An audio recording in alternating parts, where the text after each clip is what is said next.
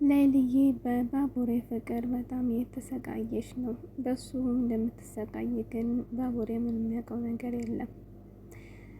ከዚህ ሁሉ ስቃይ ግን ለምን ፍቅራቸውን ተገላልጸው እንደ ማንኛውም ሰው ደስተኛ ሆነ አይኖሩም?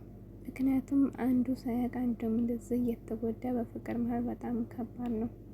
ቤዛ እንግዲህ ደግሞ ወደና አበብና ሄለን ቤት ገብታለች። ሄለንም ምስኪን መስላት እንግዲህ ቤት እንደሌላትና እናቷ ሐኪም ቤት እንደሆነ ስነግራት እኔ ጋር የተወሰነ ትቀመጫለች ብላ ፈቀደችላት። ነገር ግን አበበስ ምን አላት?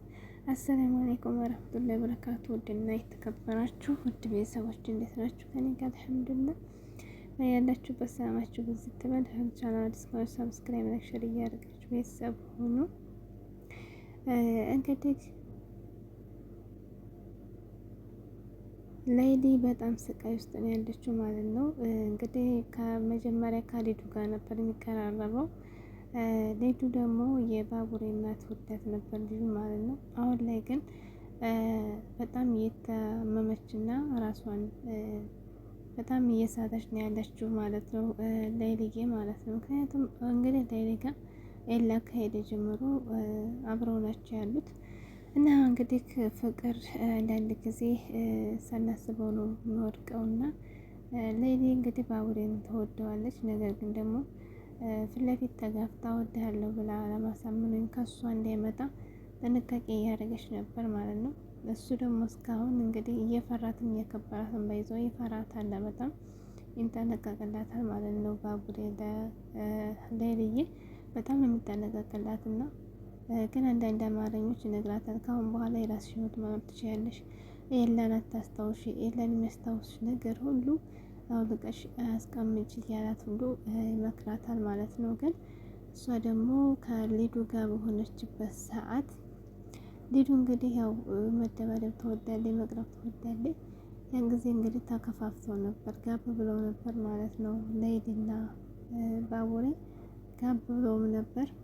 እሱ ምንድነው እንግዲህ ሌሊ ሌላ ሴት ነው የወደደው ወይም ደግሞ የሚያፈቅረው ብላ በጣም ተጨንቃለች። እሷ ደግሞ ትወደዋለች ማለት ነው። ተወደደው እንጂ ግን ፍቅሯን አልገለጸችላትም።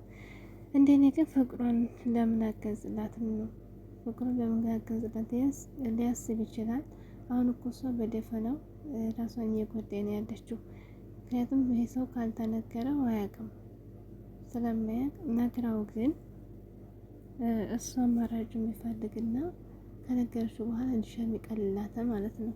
እና ሌሊዬ በጣም ስቃይ ውስጥ ነው ያለችው ማለት ነው። ቤዛ አሁን ላይ ሁሉም አልሳካ ሲላት ወደ ሄለን እና አበበ ደግሞ ሄዳለች። ነገር ግን ሄለን በጣም የዋህላት ጸባን ስለማታውቅ ገና ቸግሮኛ ሳትላት በጣም ስታሳዝናት ነው እዚህ ቤት ተቀመጭ ያለቻት። እሷ ግን ሰራሁልሽ እያለቻት ነበር። ግን የቤዛ ክፋት በጣም እየጠና ነው። በጣም ትንሽ እንኳ ርህራሄ የላትም። ፍቅርን እንግዲህ አላሸነፍ ስትላት ወንድሟን ላከችባት። ከወንድሟ ጋር በወንድሟ እሷ እንድታገኘት ወንድሟን ጋር ባለፈው እንግዲህ አቀራርባቸው በማያውቅ ነገር በማታውቀው ነገር ፍቅር ወጥመዱ ገብታ ነበር። ዛሬ ግን ዳይመንድ ሲነግራት ሄዳ ራሷን ይዛ እያነጨች እንዴት እንዳረግሽ ብላ ወንድሟን ደግሞ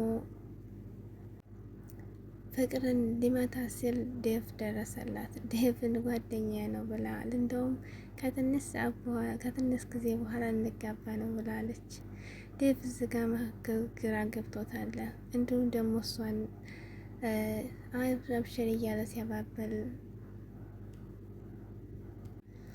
አደይ መጣችበት። አደይና ዴቭ አሁን ላይ ችላ ተባብለዋል። ነገር ግን አደይ በጣም ያሳስባት አሁን የጓደኛዋ ሌሊ ነገር ነው። በጣም እያለቀሰች ነበር።